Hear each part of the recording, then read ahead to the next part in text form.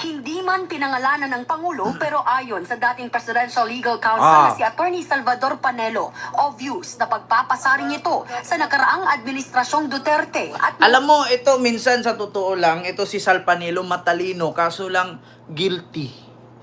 Wala namang binigkas si Pangulong Marcos dito na patungkol ito kay Tarpulano, kay Tarpulana, walang pinangalanang politisyan. So ngayon, inadmit niya na wala naman daw ibang pinasaringan kundi ang administrasyong Duterte. Guilty! Kaya ka nga pumayat naangkin mo na lahat, Sal Panelo. Yan nga sabi ko sa inyo, pagkatapos dito ng yaw-yaw ni BBM, may magpapapreskon. Obvious din po kasi, sir. Obvious nga. Kung hindi naman binigkas ang pangalan mo, huwag kang masaktan. Bakit? Bakit nga siya nasaktan? So, ibig sabihin, yun ba mga lahat ng sinabi ni BBM? Bato kay Duterte yon, bato ng administrasyon ni Duterte, bato ng kaalyado ni Duterte. So, ibig sabihin, kung i-admit ni Sal Panelo na para kay Duterte yon, ibig sabihin, tanggap din at inamin na din ng mga Duterte Alliance and Duterte groups na gawain nila yun. Inamin niya na. Obvious naman na para kay Duterte yung patama na yan. So, lahat pala ng sinabi ni BBM doon na ninakaw ang saku-sakong pera, ginamit ang pandemya. So, ibig sabihin, totoo palang nagnakaw talaga, Sal Panelo. ang kaalyado nito. Depensa ni Panelo, Wala pang kaso akong natatandaan na ipinail ng administrasyon ito tungkol doon sa operasyon ng Tukang. Ang foreign policy naman ni Presidente Duterte nung panahon niya ay may pagkaibigan sa China at dahil nga doon ay wala Diba? Inamin niya. Rin policy ni Duterte makipagkaibigan sa China. So, ibig sabihin, totoo nga talaga na may gentleman's agreement. Si Sal Panelo na. Kung mali si Sal Panelo, mga DDS, di birahin ninyo. Si Sal Panelo lang ang nagbagsak. Nilaglag ni Sal Panelo lahat ng binigkas ni Pangulong Bongbong Marcos. Iniyakan ni Sal Panelo. So, ibig sabihin pala, walang ang aking mga politiko na ini-endorso ngayon, walang pahid ng dugo patungkol sa Tukhang. Bilyon-bilyon at sako-sakong pera ang binulsa mula sa krisis ng pandemya. Guilty is real. So, ibig sabihin pala, doon pa nga lang sa salita na wala, obvious naman na si Duterte ang pinaparinggan mo. So, ibig sabihin, guilty. Pagdating sa kasuhan, di kulong silang lahat. Yun. Ito, pwede gawing ebidensya yung sinabi ni Sal Panelo. Obvious naman na para kay Duterte yung patama na yun.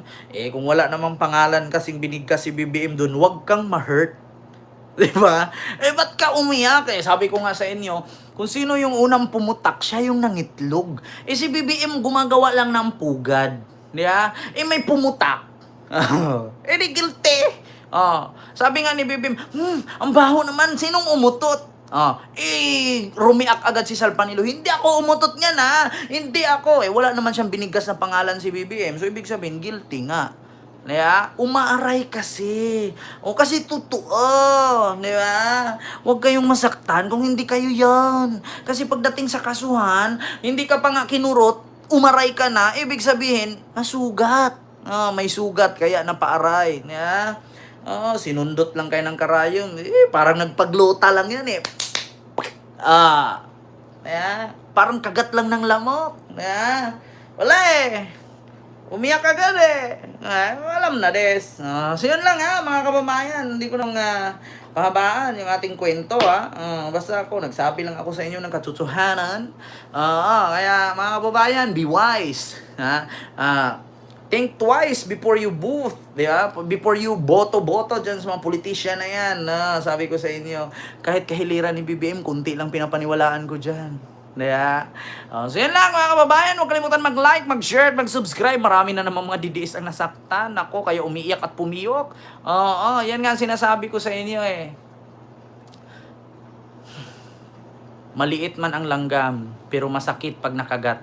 Nangangagat yan. Ma'am Diana Tienza, maraming salamat sa iyong $4 Canadian. Thank you so much po sa iyong palipad.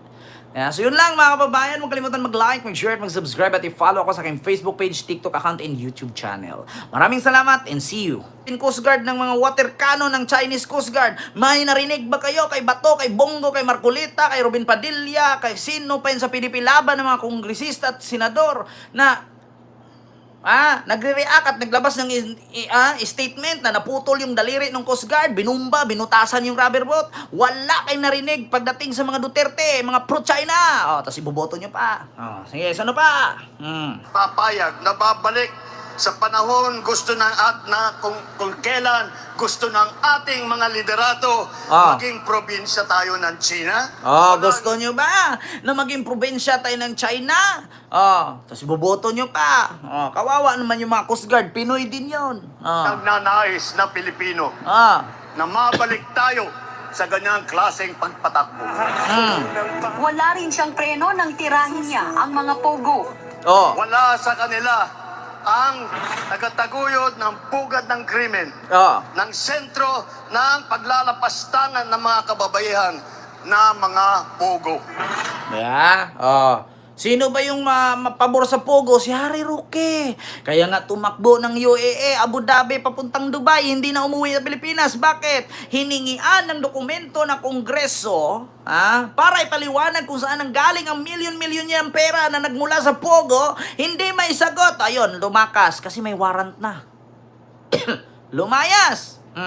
Pumunta ng UAE.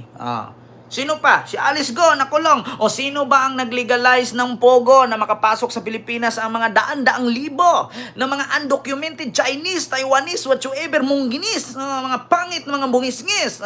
Si Digong lang po ang nagsabi. Nagparinig din si Pangulong Marcos sa isang kandidato.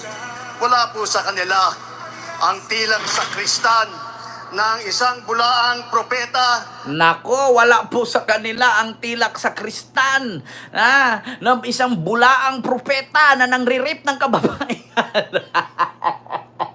Wala naman talagang pastor na tumakbo sa kahiliran ni BBM. Walang pastor. Sino ba yon? Kung hindi kayo sumunod sa akin, hindi kayo mapunta sa langit. Si Kibuloy. Wala! Ito huwag kayong magalit sa akin, mga supporter ni Kibs dyan si BBM ang bumira Nagparinig din si Pangulong Marcos sa isang kandidato. Wala po sa kanila ang tilang sakristan ng isang bulaang propeta na nasasakdal dahil sa pagyurak sa ating kabataan at sa ating kababaihan. Nako, putang inang yan! Ano yan? Kebs! Kung hindi kayo sumunod sa akin, hindi ka mapunta sa langit.